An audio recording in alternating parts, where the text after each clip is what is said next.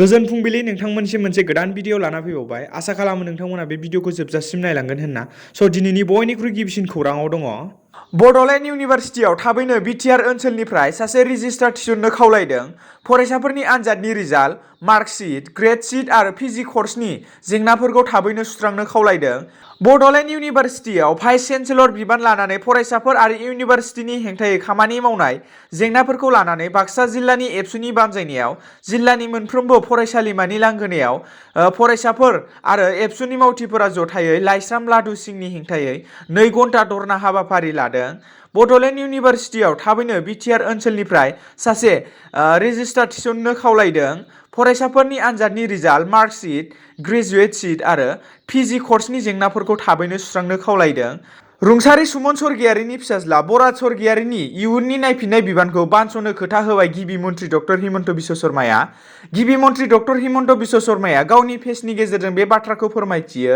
बिथाङा लिरनायनि गेजेरजों ओरैबायदि फोरमायथियो दि मैया मुंख्लं सुमन स्वर्गियारिनि नखराव दसे सम नुजाथिनानै बिर जोहोलावजों लोगोसे नखरनि बावसोमनायनि सेराव खर' गंग्लायो। हादरखौ रैखाथि होनानै गावनि जिउखौ बावनाय नखरखौ हेफाजाब होनाया जों गासैनिबो बिबान। आं मुंख्लं सुमन स्वर्गियारिनि फिसाज्ला बराद स्वर्गियारिनि नायफिननायनि बिबानखौ बानस'नो रादाय लाबाय होननानै फोरमायो। बिटिआर ओनसोलनि गासै भेन्सार स्कुलनि फोरोंगिरिफोरा क'क्राझारनि डिसि अफिस खाथिनि मन्दिर खाथियाव बिटिआरनि 6.3 दफा बायदियै गासै बिटिआर ओनसोलनि सिङाव थानाय गुदि आरो गेजेर फरायसालिफोरखौ थाबैनो सोरखारि खालामनांगौनि दाबि खालामदों। बिथांमोना गेजेर फरायसालिनि एमइनि थाखाय 5+1 आरो एमइएमनि थाखाय 6+1 सरखारि खालामनांगौ होनना दाबि खालामदों। बे धरना लानाय हाबाफारिया मैया फुंनि 11 रिंगानिफ्राय बेलासिनि 1 रिंगासिम जायो आरो लोगोसेनो डिसिनो मेम'रेन्डाम गथायनानै होयो। बिना शर्ते बिटिआर और सर्वोत्तम विद्यालय प्रादेशिकरण करा। बिना शर्ते बिटिआर এলাকার সর্বস্তর বিদ্যালয় প্রাদেশিকরণ করা। We want justice. We want justice. No provincialist, no rest. No provincialist, no rest. No provincialist, no rest. বন্ধুসকল আপোনালোকক ধন্যবাদ। তো আজি আমি all BTR LP UP teacher এছ'চিয়েশ্যনৰ তৰফৰ পৰা 2 ঘণ্টীয়া অৱস্থান ধৰ্মঘট কাৰ্যসূচী এই কাৰণেই পালন কৰিব লগা হ'ল যে বিটিআর চুক্তি সম্পাদিত হওয়ার আজি প্রায় 1 বছরে হয়ে যায়, কিন্তু বিটিআর চুক্তি মতে 6.3 নং দফা অনুযায়ী বিটিআর অঞ্চলের সর্বস্তরের বিদ্যালয়খিনি প্রাদেশিকরণ করার একটা ব্যবস্থা, কিন্তু এই ব্যবস্থা এতিয়ালৈকে সরকারে কার্যকরী করা নাই। আর আমি ভেঞ্চার বিদ্যালয় এই শিক্ষক সন্থাৰ তৰফৰ পৰা প্ৰমোদ বড়ো ডাঙৰীয়াৰ লগত সেভাৰেল টাইম দেখা কৰিলোঁ। আমি ডিৰেক্টৰ ছাৰৰ লগত সেভাৰেল টাইম দেখা কৰিলোঁ। এই হৈ আছে, কাম কৰি আছোঁ, দ্ৰুত গতিত হৈ আছে। এনেকেই আজি প্ৰায় 10 মাহ পাৰ হৈ গ'ল, এতিয়ালৈকে কিন্তু আমি কোনো পদক্ষেপ লোৱা আমাৰ মানে আমি দেখিব পৰা নাই। গতিকে আজি আমি এই 2 ঘণ্টীয়া অৱস্থান ধৰ্মঘট কাৰ্যসূচী পালন কৰিবলৈ লৈছোঁ। আজিৰ জৰিয়তে আপোনালোকৰ জৰিয়তে আমি প্ৰমোদ বড়ো চৰকাৰক আমি জনাই দিব বিচাৰিছোঁ যে অতি শীঘ্ৰে বিটিআর চুক্তির 6.3 নং দফা কার্যকরী কৰি সর্বস্তর বিদ্যালয় প্রাদেশিকরণ যদি নকৰে অনাগত দিনত আমি আৰু ধাৰাবাহিক আন্দোলনৰ কাৰ্যসূচী ল'বলৈ বাধ্য হ'ম। বিটিআর অঞ্চলত আপোনালোকে এই নন প্ৰভিঞ্চিয়েলাইজ স্কুল আৰু শিক্ষক কিমানজন আছে এতিয়া? আমাৰ 842খন বিদ্যালয় আছে। নিয়াৰ অভাৱ শিক্ষক আমাৰ 2027 মান হ'ব। গতিকে এইখিনি একেলগে প্ৰভিঞ্চিয়েলাইজ কৰাৰ কাৰণে আমি অনুৰোধ জনাইছোঁ। আৰু 2017 চনৰ আসাম এক্টত যিটো আছিল এমই স্কুলত 3জনকেই লৈছিল, আমি এইটো মানা নাই।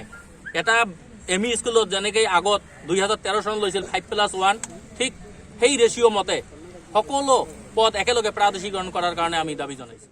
आसाम आरो मेघालयनि सिमा जेंनाया सुस्रांजाबाय। आसाम आरो मेघालयनि सिमानि सायाव एबा सिमाखौ लानानै दावराव दावसि जानाय जाथाया एबा थासारिया जोबनानै थांबाय।